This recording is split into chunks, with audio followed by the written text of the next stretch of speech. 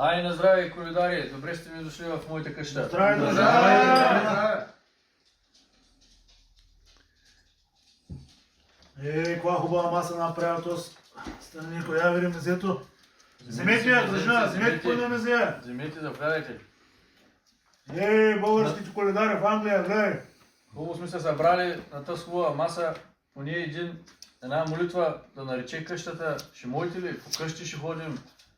Живот и здраве, много къщи ще обиколим. Една молитва трябва някой да знае. Я да видим някой. Знае ли молитва? Знае ли някой молитва? Никой. Времето? Аз ще пробвам да я кажа. Айде да видим.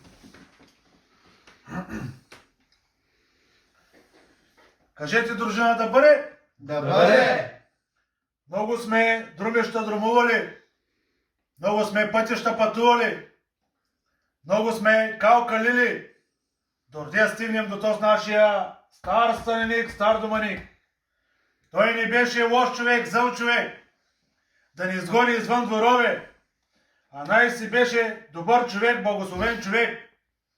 Скочи, подскочи, бос по калцунки, бръкна в колюм джобови, отвори чемшир порти, че ни въвери в равни двори на велики трапези, че ни дари с добър дар, вид привид кравай, че ни дари с търновско, кило и половина жълти жълтици, че ни дари с добра дара, на момата дребен бисер, на майката чисто сребро, на бащата сухо злато, пълна къща с дечица.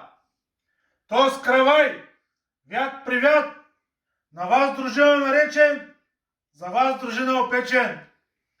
Колкото думи сме издумали, толкова здраве и берекет в този дом да има. Кажете, дружина, да бъде!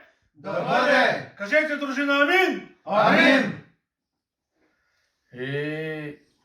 Браво и молитва знаете. Всичко знаем, стар станик. На такава покана не мога да кажа не. Ще ви бъда станеник. Жено, дай ми калпака да отивам с тая хубава куда. Аз ще им бъда станеник.